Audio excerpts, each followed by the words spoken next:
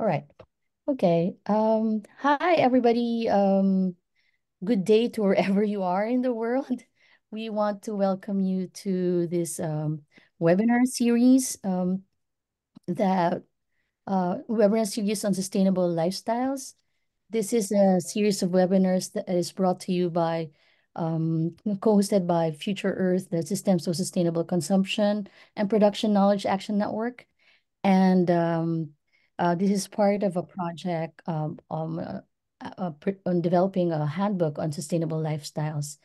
And this is the fourth in the series of the webinars that we've had.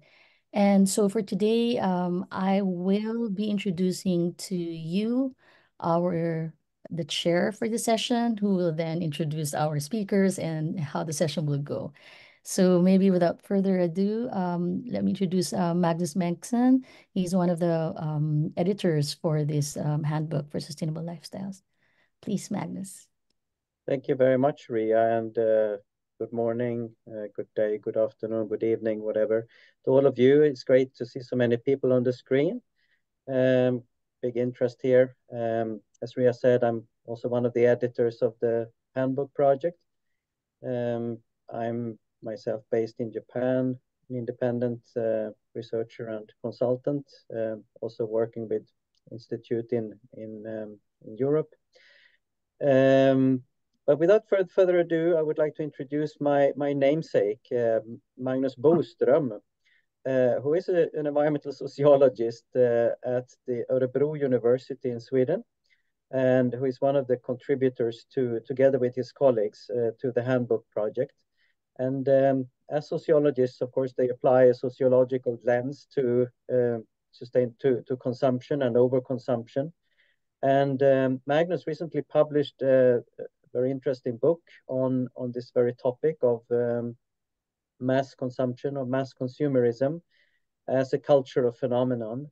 And that is what he will start talking about, doing some PR for his recent book, which is perfectly legit. And he will then move on to introduce the main ideas that will form the chapter of the book project here. So we have asked Magnus to prepare a presentation for around 30 minutes, covering these two topics, the book project and first his already published book, and then the forthcoming chapter of the handbook, which will draw from the book, but also extend it a bit further together with a team of colleagues at the university. So Magnus, please take it from there. You have the screen. Thank you so much, and for the possibility to present both the book and our ideas for the book chapter. I will share screen now.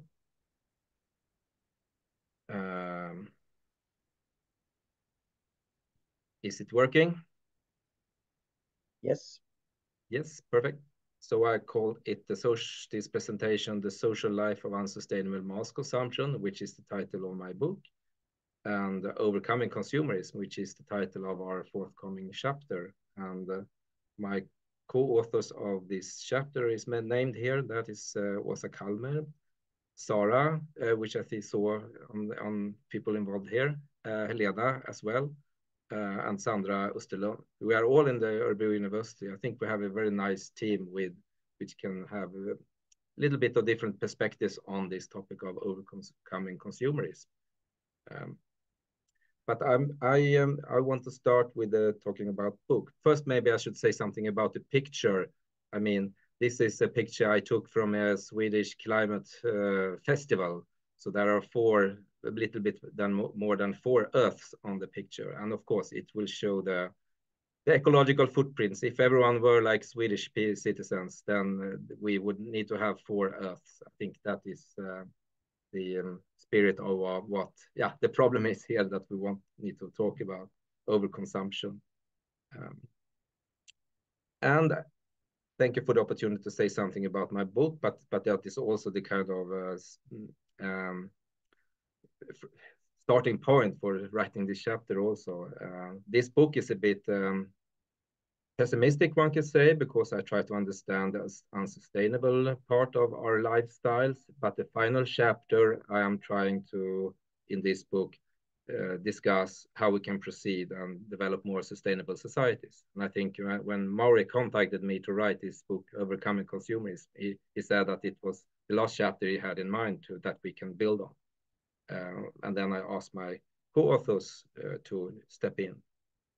This book, I should say, is based on the theory, and it is based on literature from the field of sociology of consumption and classic theory, more contemporary theory, literature from broad an interdisciplinary field of research connected to unsustainable consumption or sustainable consumption. I also include some of my own empirical research towards the end, and that is research about people that try to reduce consumption, and my writings about that. But the key concept here in the book is consumerism, which I see, and I build on sociological theory like Zygmunt Bauman, Colin Campbell, and more. And I see consumerism as when we in a culture consider consumption as a default tool, whatever problem we face in everyday life, or when we have an urge to do something, we want to do something, we feel a desire or a need, then we go to the market and buy something. That is the tool to solve our problem or to satisfy our needs. If that is the case, then we can speak of consumerism. And mass consumption I see as the context and the consequence of a culture of consumerism. So that is what we have in our societies, in our global societies today. Social life is my concept to as I'm a sociologist, I want to see how social relations and how society is, how consumerism is embedded in social life, so to say. So that it is also a key concept in the book. And this slide shows the really key drivers here. And I consider these as macro, also on a societal level, and micro, meso, and the macro aspects, in institution and infrastructures of mass consumption, I call them. I have a discussion here in the introductory chapter about these big things like capitalism, which is, an economic system wired towards accumulation, which of course is a key infrastructural and institutional form that spurs overconsumption. Industrialization and technological development, which makes it so easier and easier to mass produce things. A digital and physical infrastructure which facilitates in many different ways. Social stratification, I mean a class structure, for example, a social structure where different kinds of distinctions between people, which I analyze in different ways, spur consumerism. Of course, politics and the ideology of economic growth. And of course, these hang together, these institutional factors. Culture here, I mean a culture where we think that to become happy, to have a meaningful life, we must go to the market. There is a culture of consumerism, spreading consumerist norms. The book, however, wants to bring more emphasis on the other side here, on the more micro and meso level. Not to say that the structure, the macro level is not important. Of course, that would be weird. These structures are extremely important, but it's not enough only, I argue in this book, to stress these macro level factors. So I also want to see how consumerism is deeply embedded in the social life. And I say social life of the individual to emphasize, I don't just want to talk about individuals. I want to talk about how individuals are embedded in social relationships, etc., and in social contexts. And these 5 items here are 5 different chapters. So I will go very briefly each of the chapter, say something about very briefly about the content in these chapters, and then go on to these overcoming consumerism. And social relationships. Here I have a chapter on how the importance of, I rely on the theory, Randall Collins very much, his theory about interaction ritual chains and how everyday rituals are so important for our emotional energies. We need these rituals to create social bonds, establish relationships, celebrate them, maintain them, love relationships, family relationships. So I use his theory, which I will not go into detail, to stress how consumerism is very much embedded in these efforts to create good relationship between people. So I talk about a variety of things, many different consumerist rituals, like giving gifts is one example, shopping together with friends, for example, and many others, vacations. The next chapter, I deal with social comparison. That is a sociological, very, very, core topic in sociology, and not the least in the sociology of consumption. So I go through classic theories here, like Thorsten Veblen, Pierre Bourdieu, and others, speaking about conspicuous consumption, cultural capital, distinction, and these social class related issues. And the key terms here are identity, status, and inequality. And I treat them all as key general driver of consumerism. It is important for people to have more, or at least not less, better, at least not worse, or more expensive, but at least not cheaper than other groups. That's a kind of key formula. For example, I just very superficially talk what it is, but when I address inequality, for example, I discuss the role of the super rich. And in many ways, I discuss, for example, that it's not only their climate footprint or ecological footprint, that is a big problem in itself, but it is also how these patterns shape the whole society and causes inflamed desires, for example, or a culture of wastefulness in the whole society. And it creates also a sense of relative poverty. So many people feel they are worse off than someone else. So it kind of causes compensatory behavior, for example, that they want to achieve more status by consumption. So that just very briefly what that chapter was about. Then I have a chapter on the temporal dimension. If you know about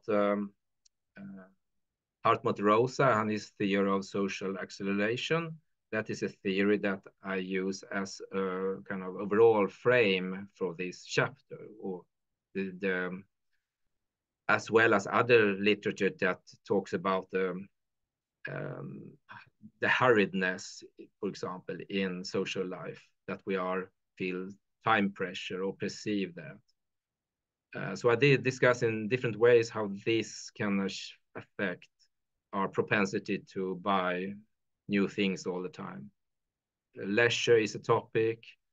What you do when you have a lot of work, but not lots of time, that causes a lot of demand for climate impact services, for example, or fast transportation and many new goods to solve the problem of time scarcity.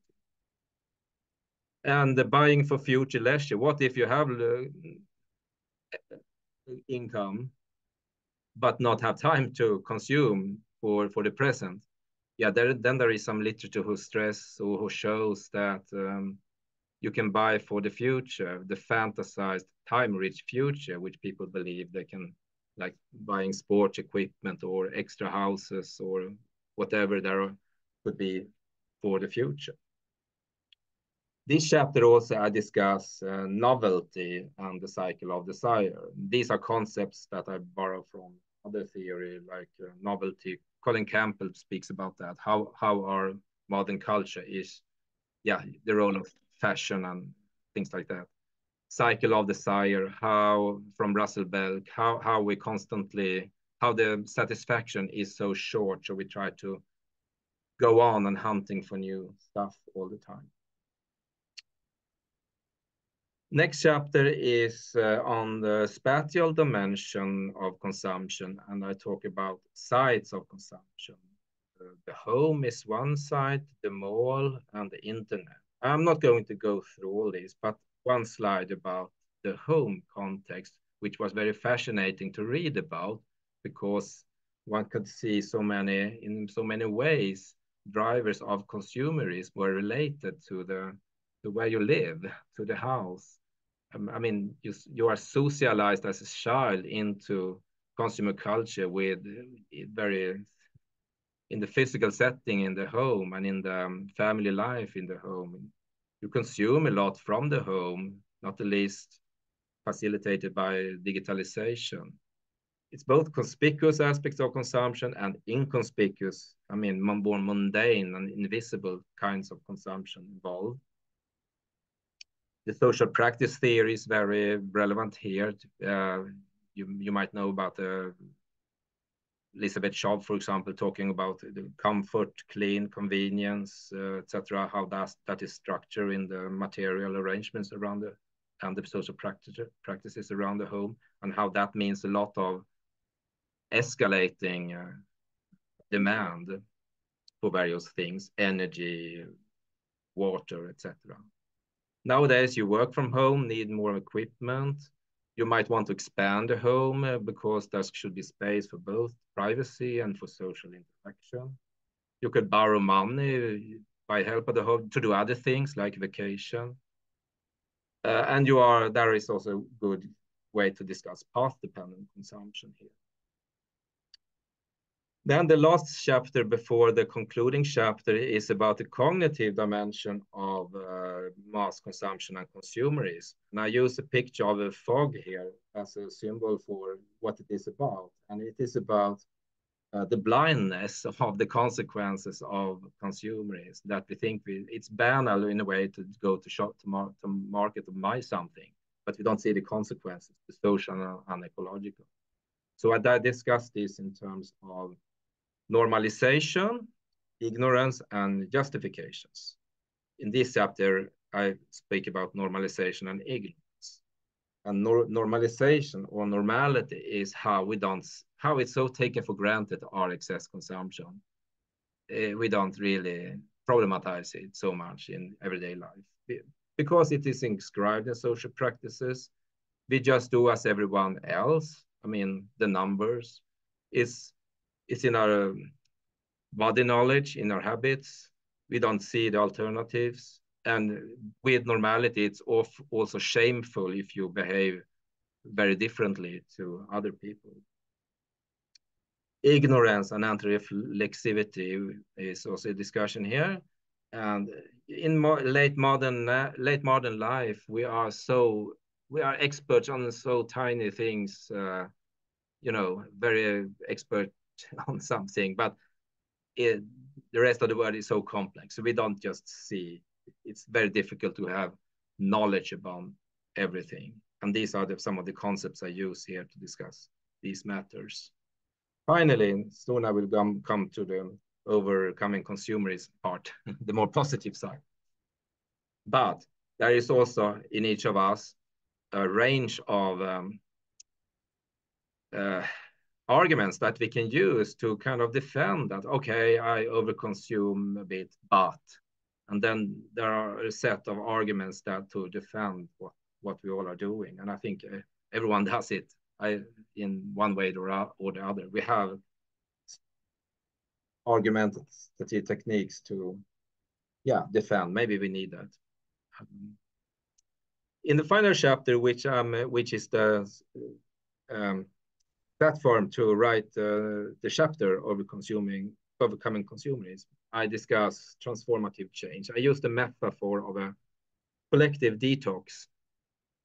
I argue here again that, of course, this is not just individuals cannot change by themselves. It's a agency structure thing here. What we actually need to do is to reorganize our societies. And what I list here is the key concepts I use in this chapter: reorganizing society, social influence, and transformative learning. I discuss also how there can be front runners. I mean, people that consume less, very deliberately, consciously.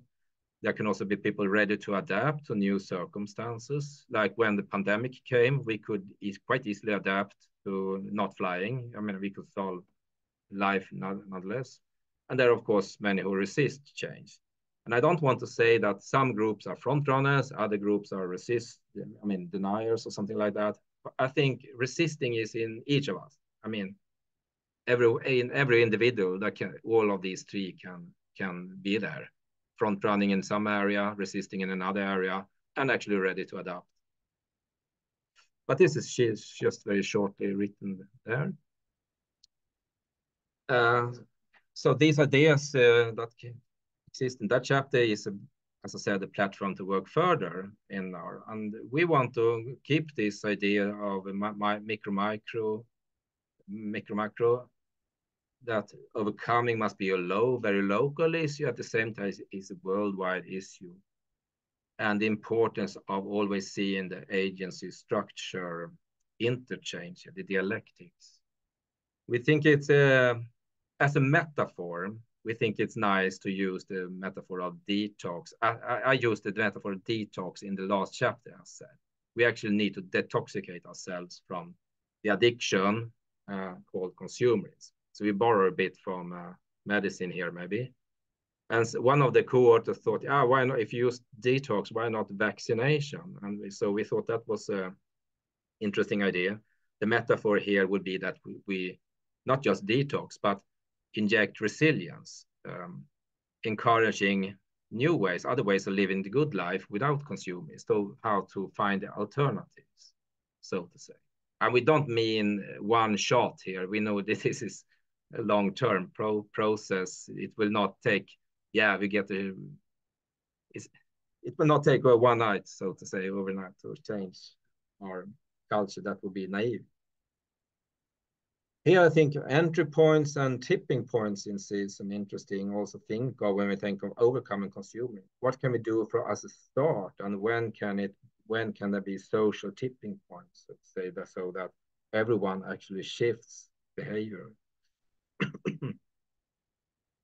I only show this. We don't have this model in the chapter, but I just wanted to. It's good to. I think it's a straightforward. This improve, shift, reduce framework is quite straightforward to rely on, and we all in this group have written about sufficiency in one way or other. We are interested in that concept of sufficiency. Particularly, Åsa Callmer wrote a dissertation about that, this concept. And that this includes more of reducing and avoiding things and also shifting. In the chapter, we want to, one part of the chapter is to briefly summarize the challenges, what I've also already talked about. But the other side is to look forward, the possibilities for change, of course, and we divide it between the agency side and the structure side. And the agency side, these concepts that you see here are concepts that this team of authors are interested in. Social drivers, needs, well-being, transformative learning and adaptive learning, social influencing, social tipping points, social capital, and care.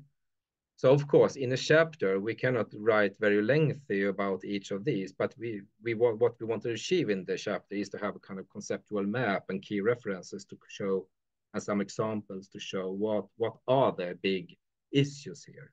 How can we empower, empower people or empower societies for making the change. Just to say something about social drivers. I have in my book, for example, talked about the role of identity, belonging, creativity, independence, social status. These are human drivers, right?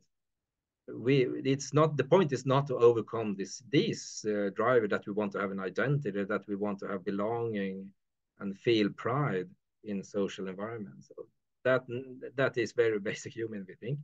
But how can we redirect these drivers to other ways rather than consumerism? And all the other concepts here are very useful to understand different aspects of this change process. But it would be very incomplete if we not also talk about the structure and culture side. And here we may speak of a politics of sufficiency, perhaps.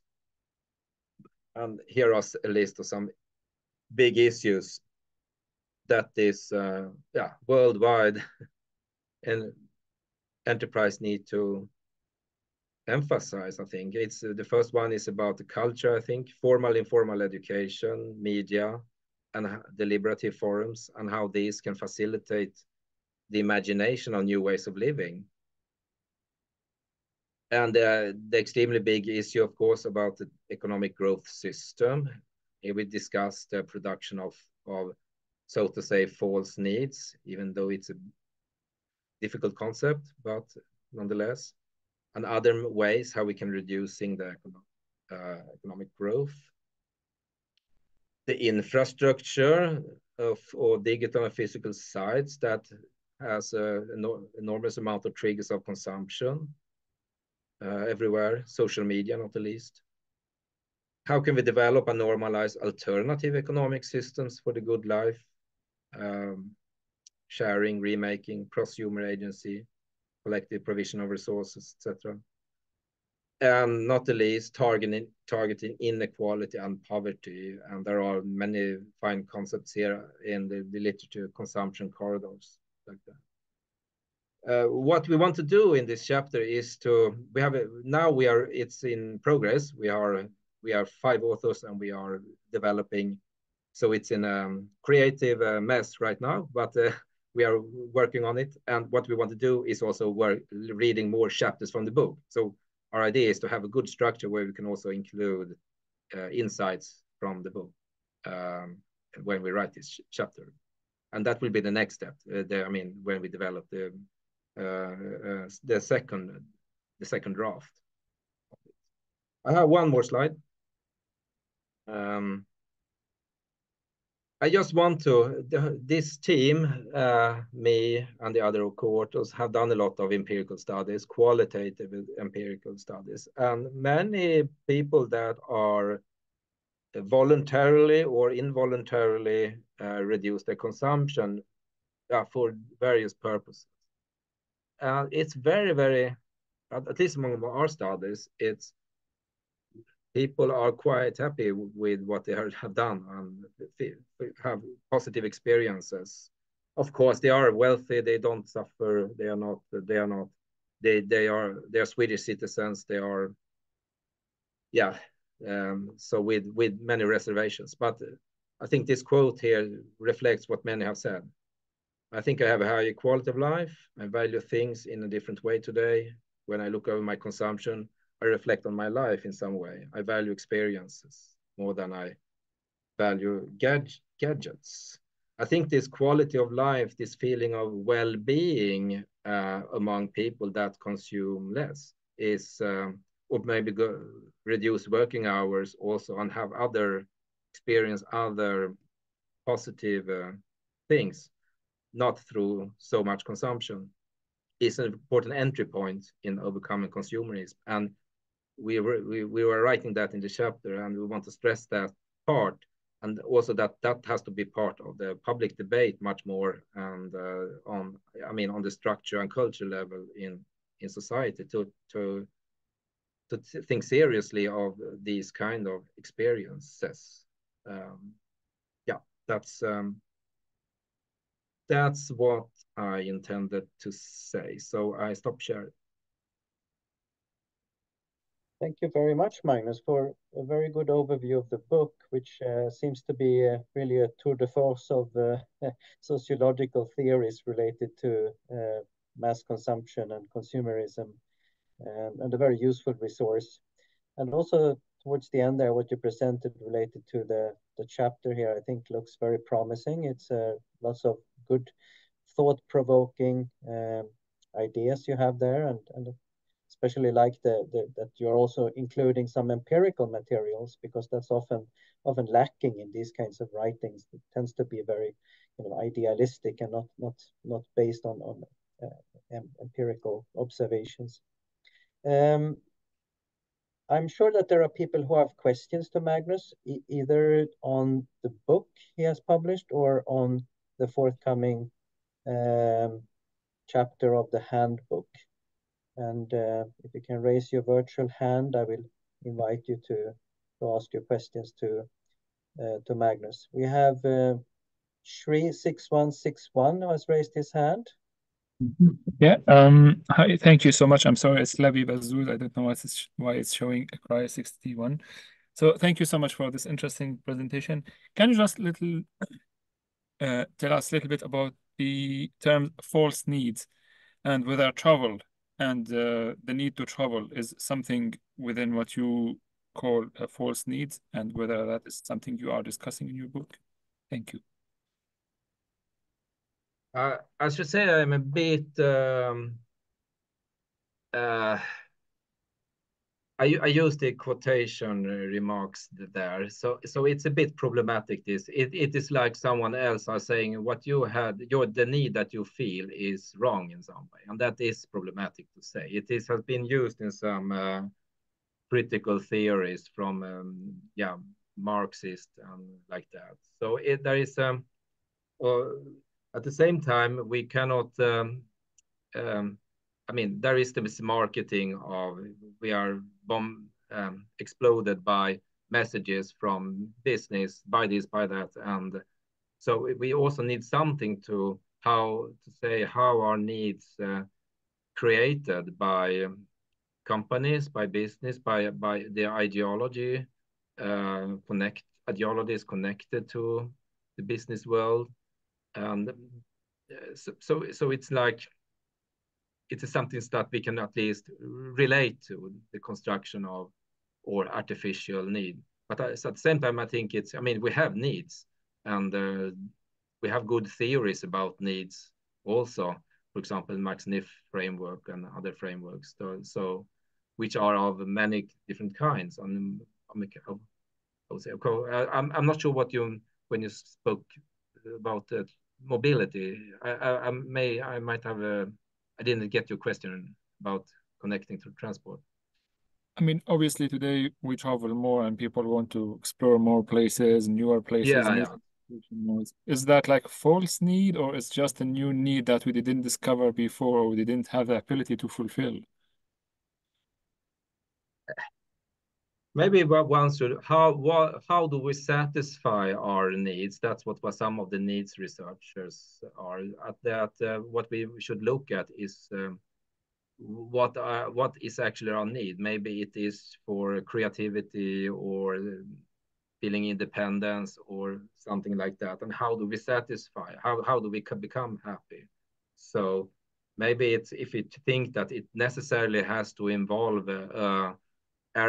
flying to the other side of the world, otherwise I cannot satisfy my needs, then it might be, okay, this is not the true need. The true need is something else, and it could be satisfied with something else. But I think your question is good. We need to be careful when we talk about something false here, because it can be a bit too from the top down, so to say.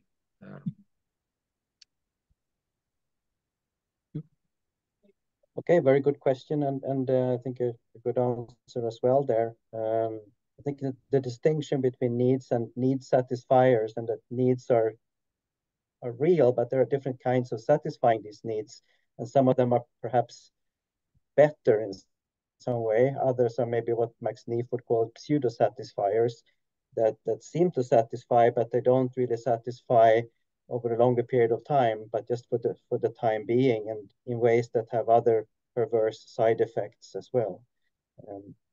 Currently, we tend maybe to rely to a high extent on pseudo satisfiers rather than more genuine forms of satisfying needs. Next on my list is Qian Chi Chen. Apologies for the pronunciation. Oh, okay, thanks, Magnus. You can call me Danny. It's easier to spell. Yeah, nice to meet you. So I have one question here. Is above all the spectrum of the research done currently, what are the few strong factors that will statistically significantly influence people behavior to lower their consumption? So, for me, I'm a founder at Optify, and we amplify individual climate action with AI-powered financial planning. So we do believe that individual action could drive positive change. And we would like to hear and learn more about from the academic research and from all the findings, what are the key factors that will bring this positive change in a long-term scale? Thanks. Thank you. That's a big question. Magnus, are you prepared to take that one on? The only thing, it's not one factor. When you do a lot of interviews with people, that you realize there are different stories behind.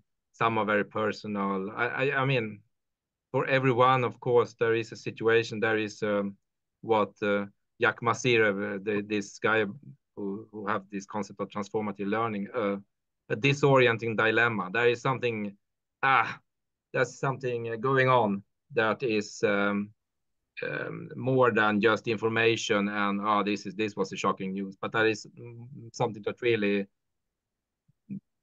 feels problematic for the person. But that can be when we are done interviews, that can be very different things and very different, I mean, social backgrounds as well. So I think it's hard to come up with a key factor. There are probably many factors involved there, I would say. But common among all, it's not just that you just suddenly being informed about something and then you changed your life. It's often for many it's a long-term process to actually be aware of something and then change lifestyles. That's for some decades, for other at least years. Right. I don't know if I... Yes, we live in an open system and there's lots of factors, culture, preference will influence people's behavior and their choice, right? Then, okay. Then my second question to learn is if there are any any common characteristic or common factors that you find out that these action will drive more people to sustainable consumption, or like other factors or other situation will drive people with overconsumption. So now we have like green premium. When people take climate action, sometimes they need to pay extra. So when they pay extra, which means that they will have lower chance to overconsume all other things, right?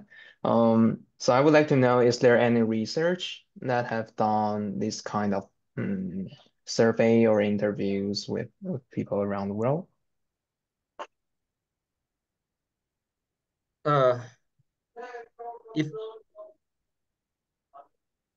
Is someone speaking? No?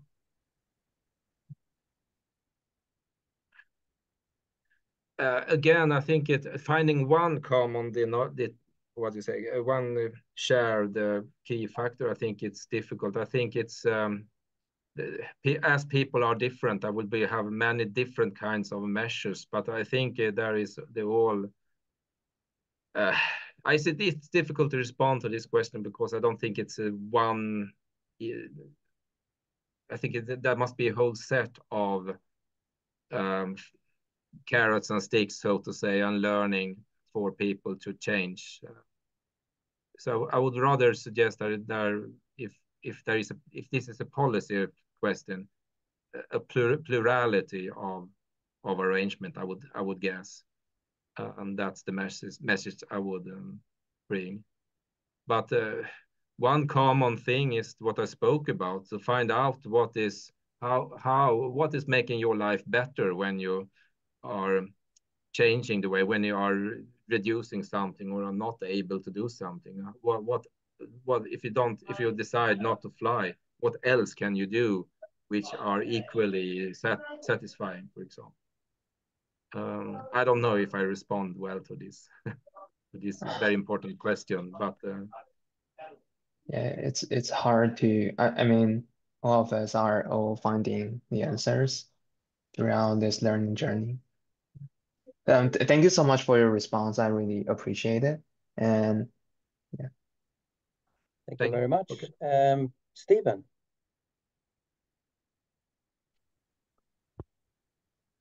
Hello. Hopefully, there we go.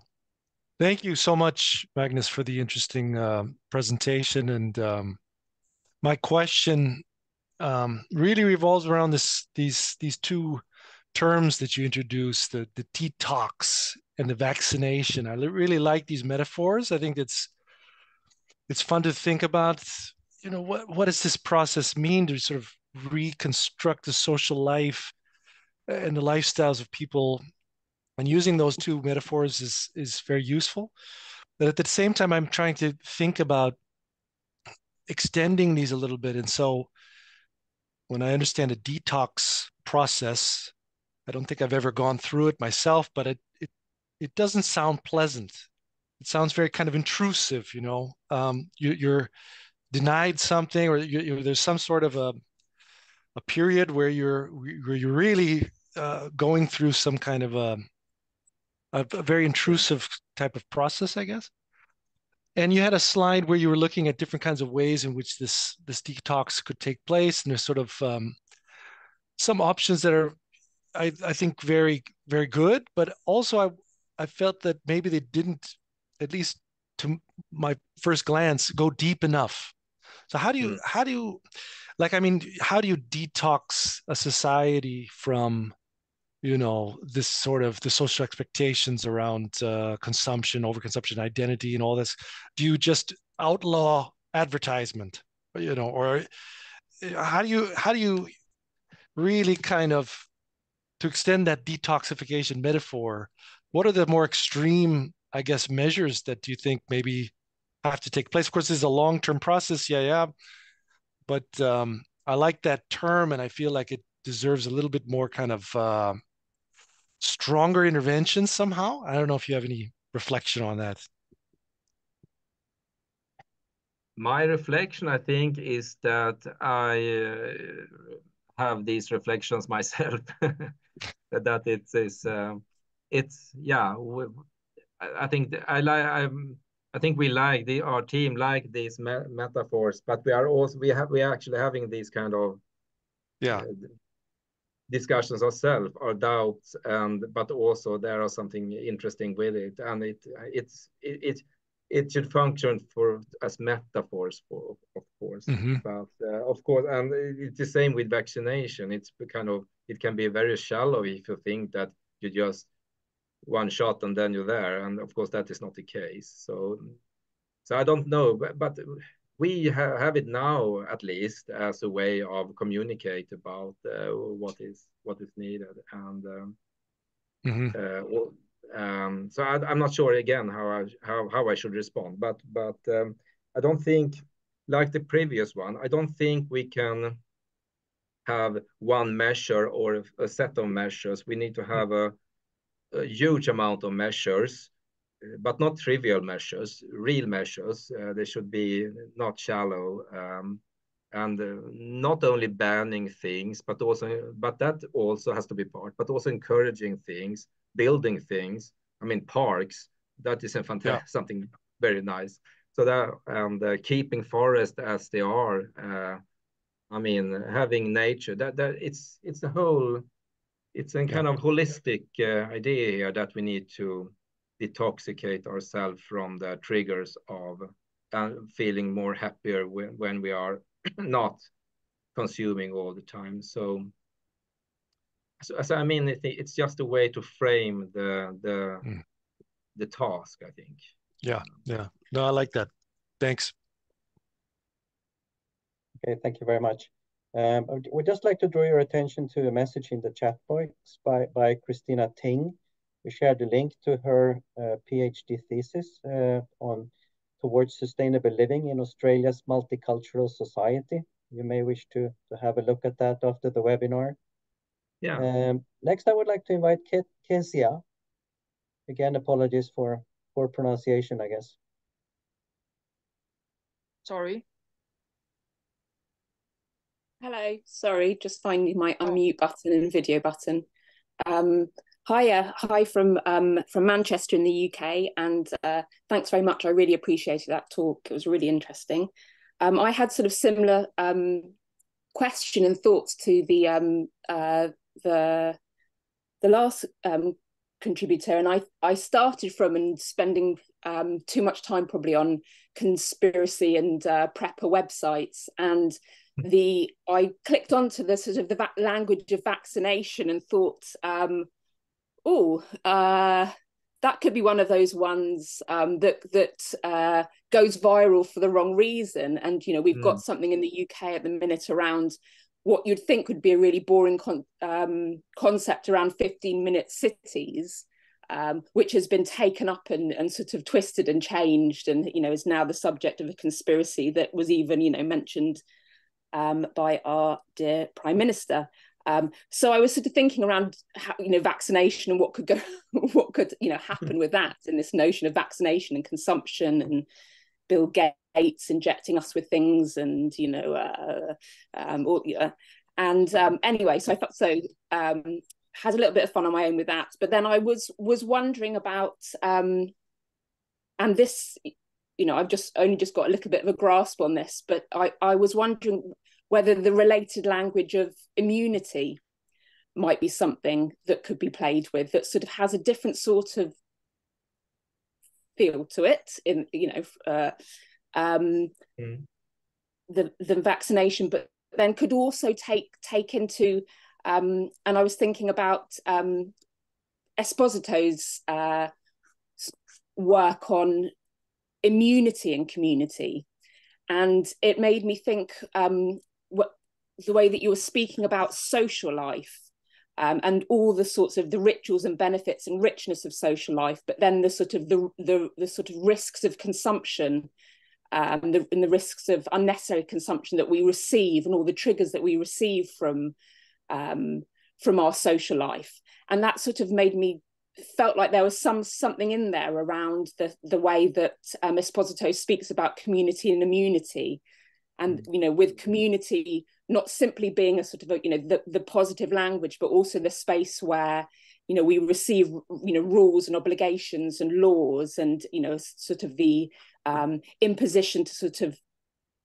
act in certain ways, and whereas immunity is the sort of maybe the immunity of the individual to some of these sorts of rules and impositions, and you know, and he works across the way immunity is used in different sort of spheres, but then also having its sort of risk that we can worry about being exposed to things from the outside, and you know. So anyway, that was my sort of slightly messy thoughts around that. You have any reflections to that, Magnus? I think it's very good thoughts that we need to have and continue to think about the risk of using words, what can happen with them. I think that was very insightful. And immunity, that's an interesting also, as one of the co-authors brought in herd immunity into the vocabulary here. I think what we can do is to see how these metaphors work. And we are not, the important here is not these metaphors actually. it's the messages, what we can get from the literature. So we can see if detox, vaccination, immunity works, and we also reflect a lot about the risks of what can happen if these are misinterpreted, as you warn about. That's an important warning, I think.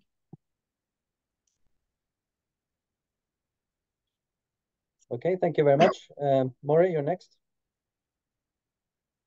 And you're muted.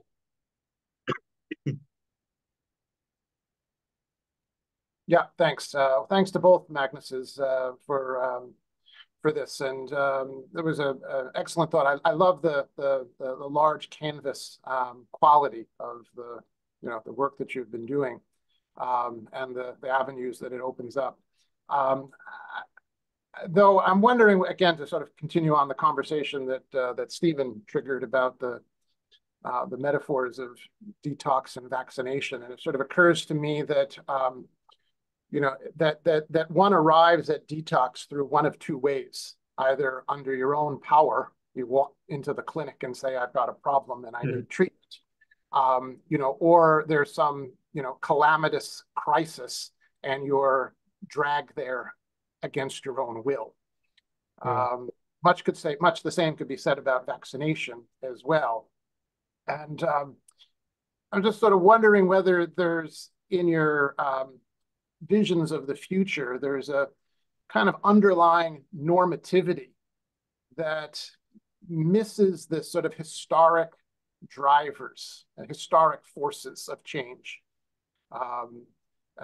sort of on par of the rise of industrialism or capitalism, that would undermine the pillars of consumerist lifestyles and replace them with something new. We've been living for a long time, with the notion of post-industrialism, and it's post-industrialism has always had a kind of end of history quality to it, and that perhaps now we're at a juncture where the fallacy of much of post-industrialism and its end of history qualities is beginning to erode as it becomes more apparent that changes in the world of work, the advent and diffusion of artificial intelligence is going to radically transform what we typically think of as service sector occupations. I've been sort of drawn to this axiom about how any job that can be done remotely can be offshored. And so rather than a job moving, say, from New York to Miami, it can be moved from New York to Bangalore, or moved from New York to Manila. I can imagine, university programs at the University of Manila being created to teach, Filipino accountants the intricacies of American tax law. So that work doesn't need to be done in the United States. So this is sort of a long lead up to saying is that, what do you see sort of looming on the horizon that may be structurally transforming, are leading to kind of, we don't even have a term for it, but I'll sort of use this idea of the sort of the deindustrialization of the service economy, and deservicization, but that's sort of a hard thing to say, because there's obviously a close connection between post-industrialism and consumerism. Thank you. Big issues. I don't have a ready answer, but when I think the big trends, the big historical. When I started environmental sociology, I read a book by Ulrich Beck and this reflexive modernization thing, and his argument about society's self-confrontation. And also similar work by Anthony Giddens. So when I think about these larger historical trends, I think about that things will happen that no one could foresee, and that will confront us, and we have to deal with them. I mean, also Max Weber, the unintended consequences. And what you are described maybe is also this part. There was technological inventions that changed how things are going on, for example, in the work and the services. But I also think these will have but as they are difficult to foresee, it's difficult to talk about them. But what I think we can for sure know that this consumerism, as it is now, cannot continue. So society will change either by we try to direct the development somehow in some way or other, or by collapse, catastrophes, small, big, etc., or maybe something in between. So to say that it is a kind of more of the Ulrich Beck idea, I think, closer to that. I don't know where I would want to end up, but that's how I view or thinking upon. And I mean, crisis has to be part of and not the least our awareness of crisis. Also social conflicts, war, and things like that. Struggle between societies over increasingly scarcer resources is also part of the big picture, I think. Maybe if I could just sort of make one more brief comment, is that you know, the sort of era of industrialization and the Industrial Revolution was preceded by several hundred years of proto or pre-industrialization. And some folks on this call, I see Dan has his hand up, you know, are sitting today in geographic locales that were at the vanguard of this process of people setting up looms in their cottages.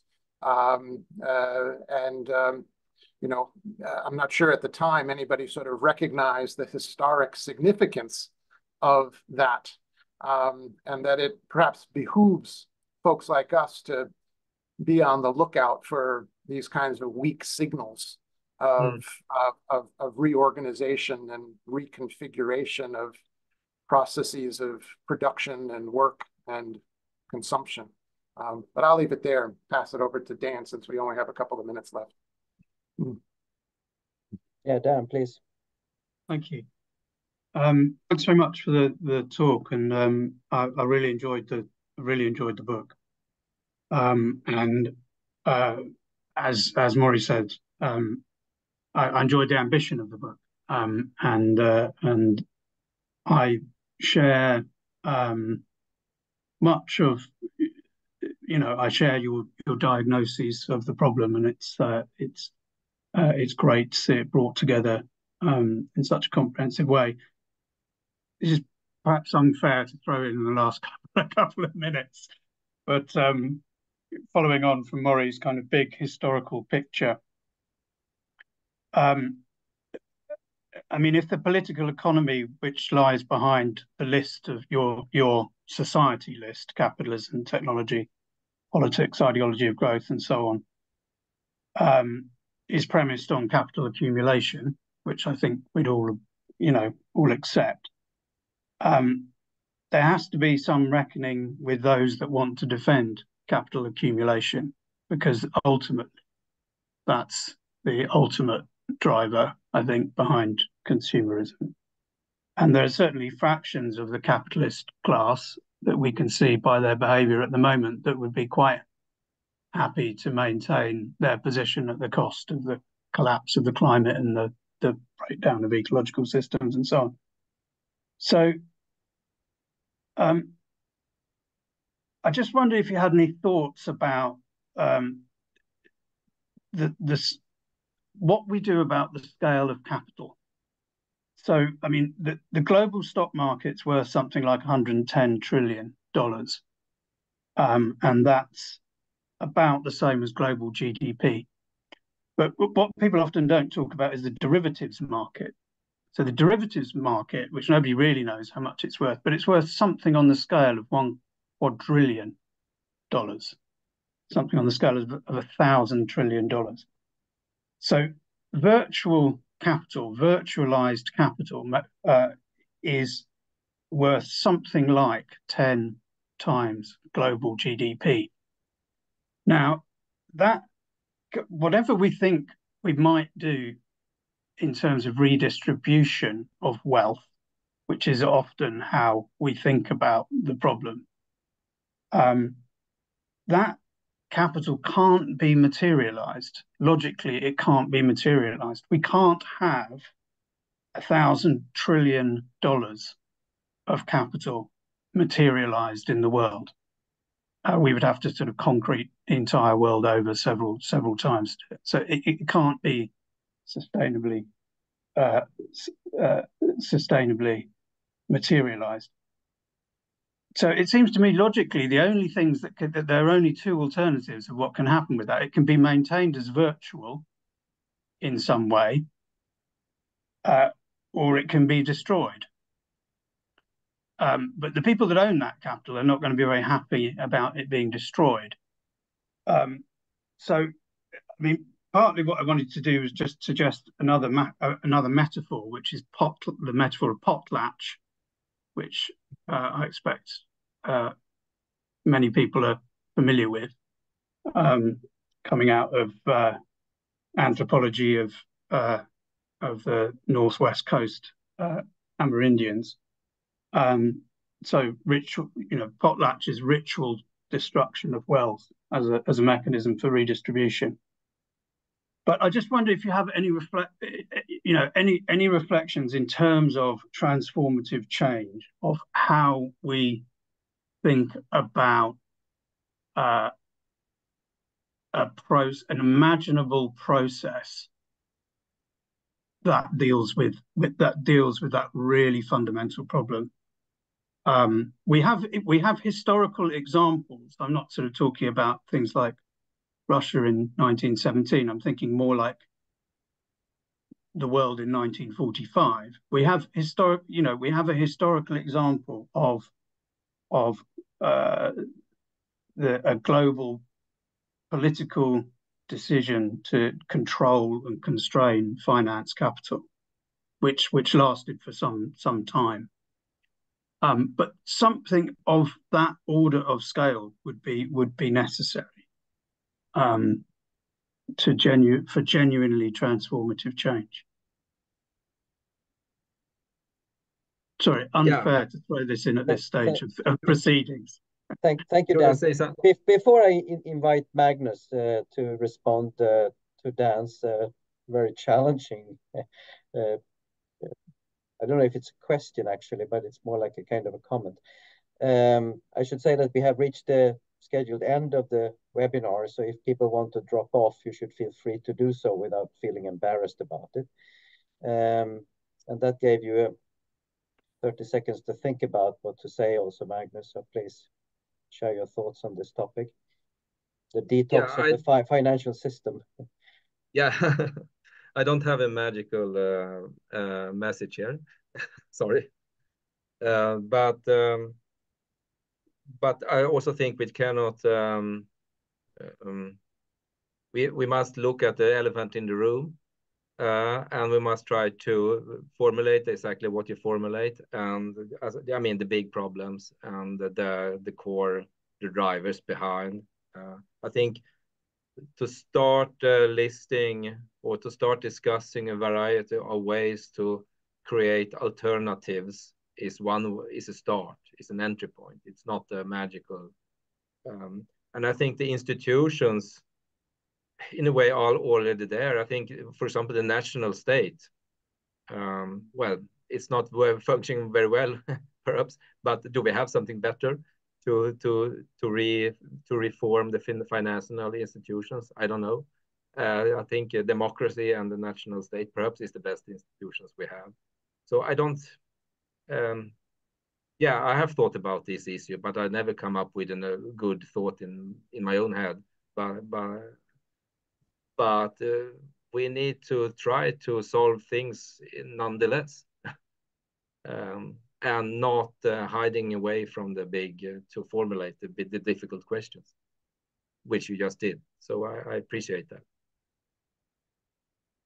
Is there anyone else who would like to quickly respond to Dan's provocation here or comment? I think it's excellent that you bring up this macro dimension because the topic of lifestyles is often thought of as kind of an individual, a very micro, sometimes meso kind of thing, but it is related. I mean, Magnus talked about the macro structures, and you kind of pulled us even further in that direction. And I think it's very useful to do that once in a while, also when we are talking about lifestyles. Anyone else who wants to share a few thoughts quickly before we close the webinar?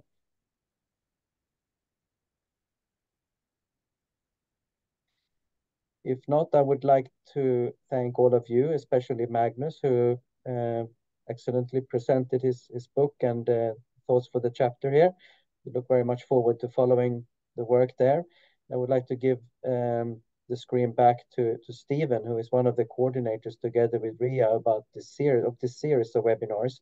I don't think we have set a date yet for the next webinar, but there will be most likely more sessions in this series, which we look forward to. Stephen, would you like to say a few closing words? Yeah, no, thanks, Magnus. Yeah, it's been a real pleasure to be, meeting with everybody on a fairly regular basis and discussing content from the book. And so these seminars have been a really, really nice way to do that. We don't have a date in mind yet, but we'll be working on that. And so hopefully maybe we can slip one more in before the summer holiday and everyone disperses into the wind. But it would definitely be something nice to put in the menu. So keep your eyes open on your inboxes for more updates on that. But thanks again to Magnus and Magnus. Yes, that was really a cute way of doing it today, I think. And thank you for joining us. Best of luck on your day. We'll meet again sometime. Thank you. See you guys. Bye-bye. Bye.